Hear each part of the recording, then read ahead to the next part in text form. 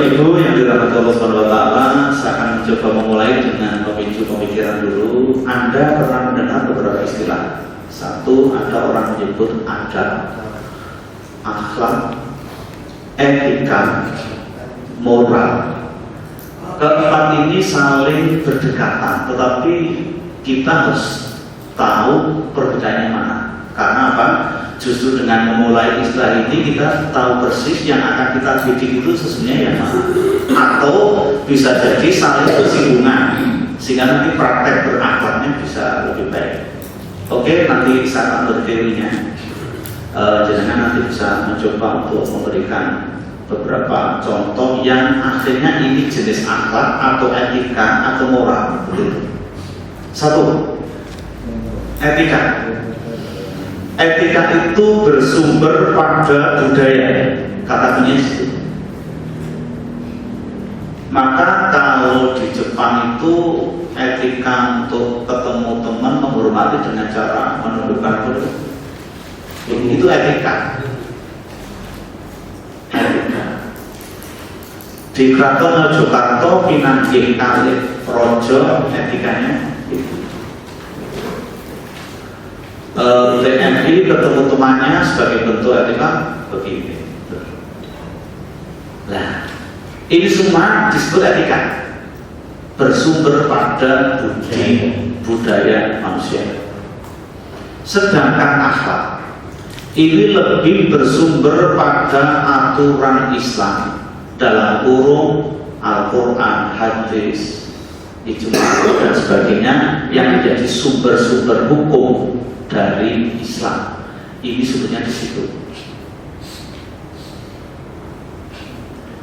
Sedangkan moral ini lebih pada sisi hal yang lebih ke sisi aturan yang akhirnya menjadi produk hukum sosial yang ada di masyarakat. Maka kalau dulu ada pendidikan moral Pancasila P4, ini penyebutan moral, ini justru pengenalan yang sifatnya ranah wilayah hukum, sehingga ketika sudah menjadi hukum adat baik tertulis atau tidak, itu lebih ke sisi moral namanya. Ada kesimpulan hukumnya. Tuh, itu yang disebut moral. Kalau adat, ini ada beberapa pengertian. Adat itu hampir semuanya dengan akhlak. Tapi kalau adibu auladakum ala silosi ini misalnya ajarkanlah anakmu dengan 3 perkara. Ini salah sisi solid 3 persoalan. Adibu itu dimaknai ajarkan. Maka kalau ada ini artinya tetap pada sisi ke akhlak. Cuman akan lebih pada tidak bersinggungan dengan hukum, akan bedanya begitu. Kalau akhlak ini ternyata lebih universal, menyeluruh. Oke, sekarang tak kasihkan kasus. Ada perintah bahwa yang muda menghormati yang tua, anak buah menghormati bapak buah, pimpinan. Ternyata anak orang tersebut dalam rangka menghormati yang tua di Jawa, ketika ketemu lematur boso kromo. Kromo itu ya kromo inggil, kromo yang sifatnya menghormati ke yang lebih tua. Itu termasuk etika nopo akhlak.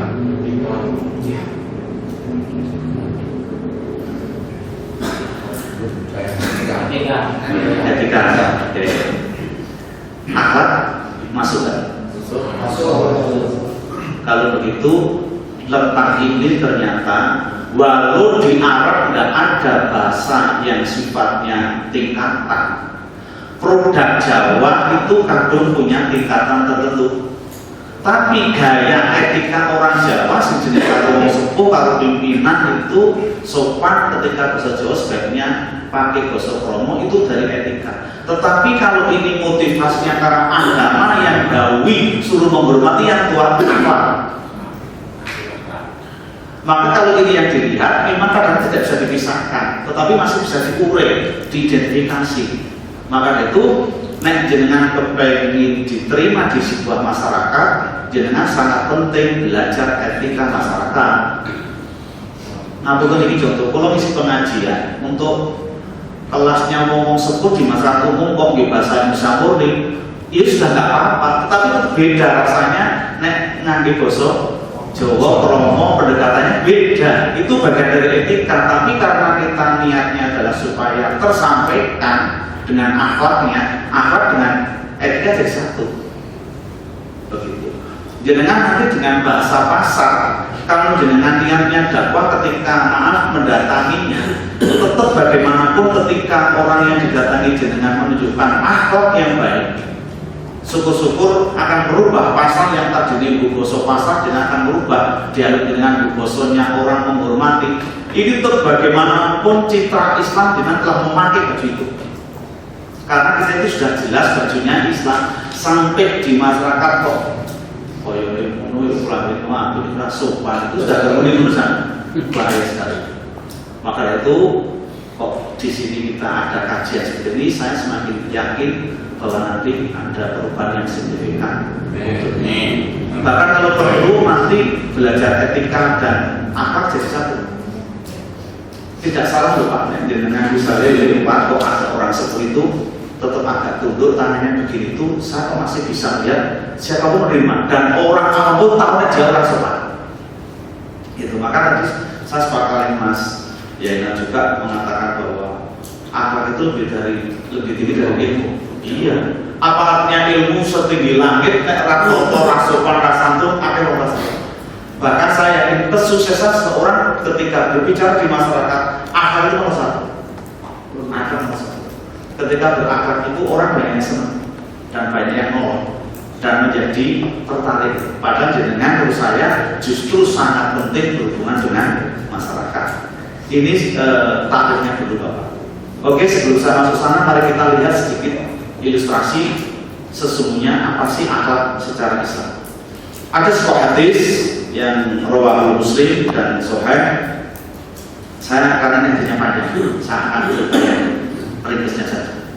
Ketika baginda Rasulullah Muhammad SAW duduk ini di sampingnya ada Abu Bakar, ada Umar bin Khattab, ada Utsman juga, ada Sayyidina Ali, pokoknya sahabat yang dekat berada di sampingnya.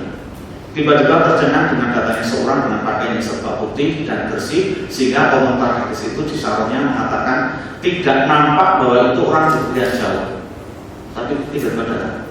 Akhirnya mendekat, semua orang yang diam, mendekat Rasul, bahkan sampai duduknya lututnya hampir berdekatan mereka, lalu tangannya begini, lalu bertanya apa itu Bapak? Apakah iman itu ya Rasulullah? Dijawab ada 6. Apakah Islam itu ya Rasulullah? Dijawab ada 5. Kemudian itu ihsan. Apa Islam itu ya Rasulullah? Jawab antakbudallaha ka'annaka taruh fa'ilam takun taruhu fa'innahu yaraka. Ini dikunci ini berkata ihsan adalah orang yang mengabdi kepadamu seakan-akan setiap melakukan apapun melihat engkau Allah, artinya gitu. Tetapi ketika tidak mampu membayangkan lihat Allah, hati itu tunduk betul, yakin, sadar dilihat oleh Allah. Itu anehnya dari pelajaran iman, Islam dan ihsan yang kamu tadi bilang sodaka, benar engkau membuat sahabat duduk iki wong itu kok takon kok malah dadi bener gitu takon malah benar. Kemudian takon di kapan masya'an, kapan terjadinya kiamat saat. Terus ini dibalik rasanya, yang tanya lebih tahu daripada yang ditanya, itu jawab Rasul. Ya ini juga sahabat pada bingung. Akhirnya selesai ontur, terus sahabat kanjeng Nabi sambil kanan kiri, lakukan engkau wahai sahabatku, siapa yang datang tadi? Ternyata Rasul itulah malaikat Jibril sedang mengajarkan kita tentang iman, Islam, ihsan dan asyhadu. Kan dulu kita ambil sebentar. Satu, yang terkesan muncul tiba-tiba dalam diri kami, berarti saat itu selain Rasul pun bisa melihat malaikat Jibril, bisa melihat Jibril dalam waktu tertentu, bisa langsung melihat malaikat Jibril. Ternyata tadi dengan pakaian yang sudah bersih tidak menunjukkan berjarak jauh serba bersih. Kemudian yang kedua, iman, Islam, ihsan ini ditanyakan secara berurutan. Maka kalau kita lihat diidentifikasi secara objeknya, iman itu berada di dalam. Maka mulai dari iman pada Allah sampai hari akhir itu semuanya sifatnya goib, kan di dalam. Tetapi ketika Islam itu nampak dohiriyah.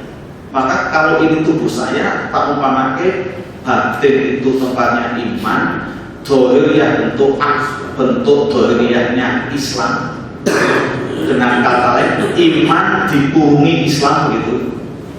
Nah, ketika antara iman dan Islam itu menggabung dan berbuat, itu namanya akhlak, jadi ihsan.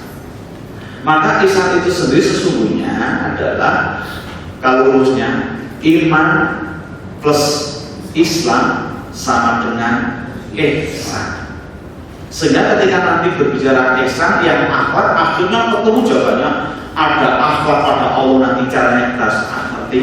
Akhlak pada kita, akhlak pada malaikat, akhlak pada kita, kemudian akhlak pada semuanya ditulis itu.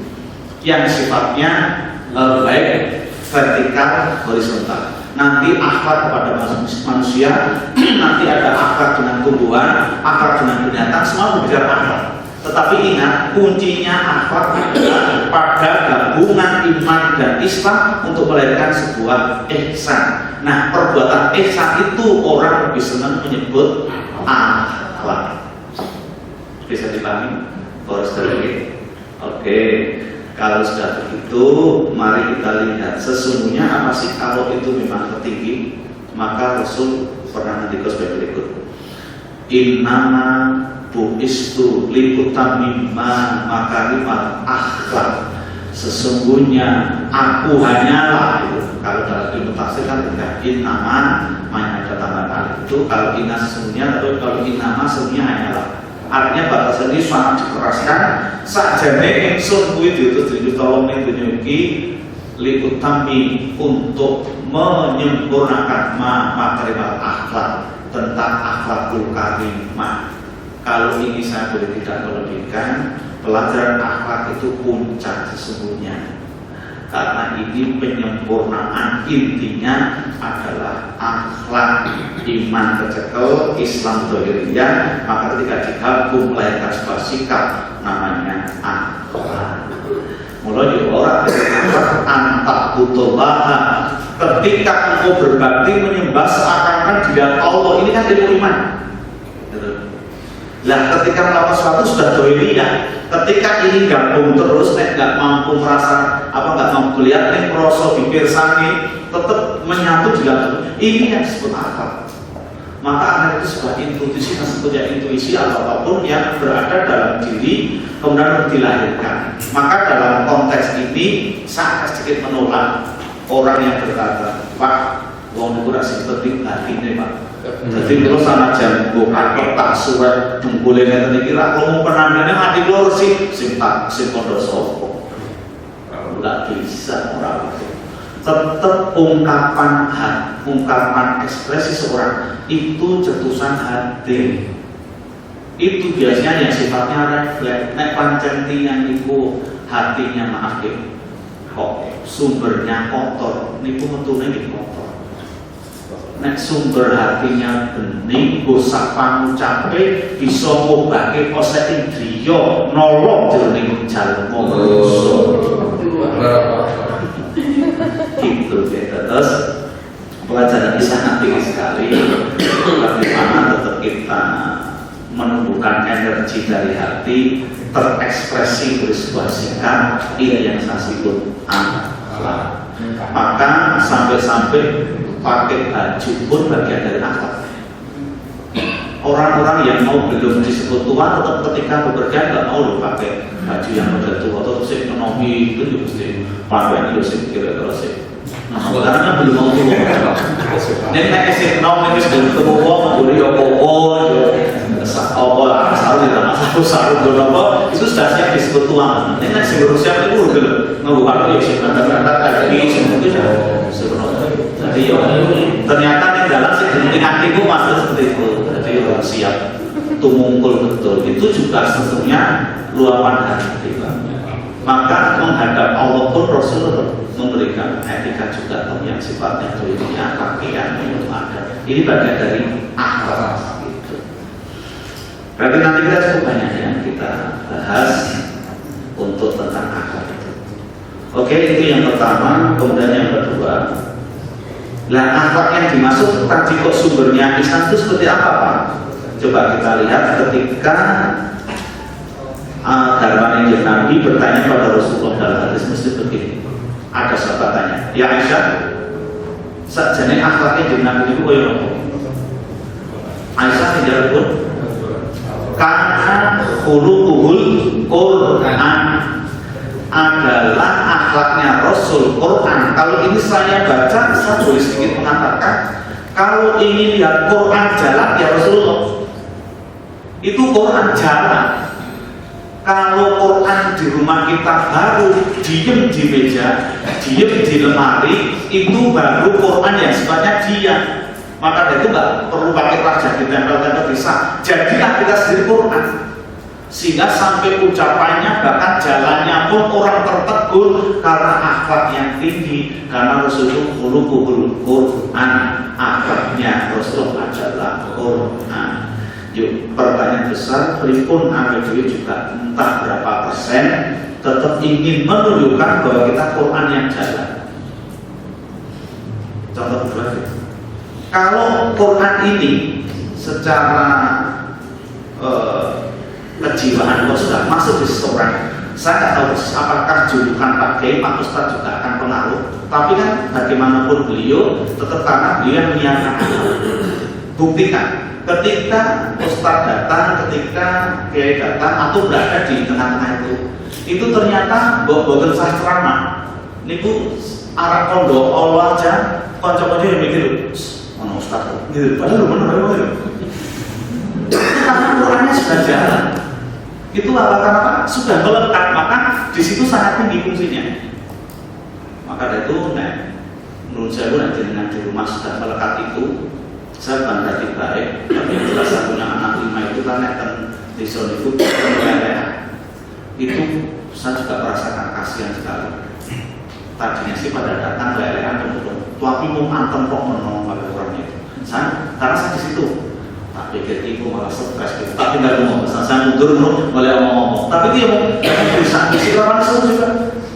Padahal di tempat lainnya kan langsung ramai, koplak itu builah-laka tekan isu gitu. Itu ya orang yang karena benar-benar tegang ya, kita kok jam sama udah pamitan, stres ya semua.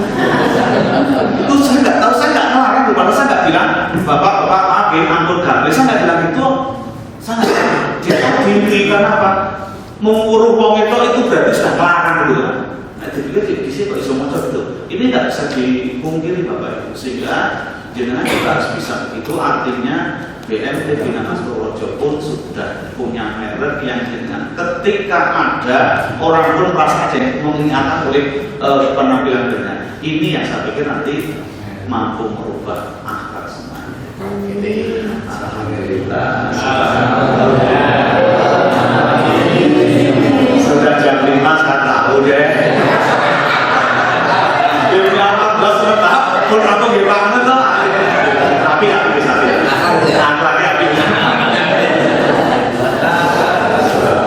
Jadi demikian untuk memulai, dan insya Allah bisa mulai lebih tinggi lagi untuk kita bahas. Oke, Bapak Ibu, saudara-saudara yang dirahmati Allah SWT, sampai demikian saja. Mari kita tutup masjid ini dengan kaful masjid. Alhamdulillah wa bihamdika.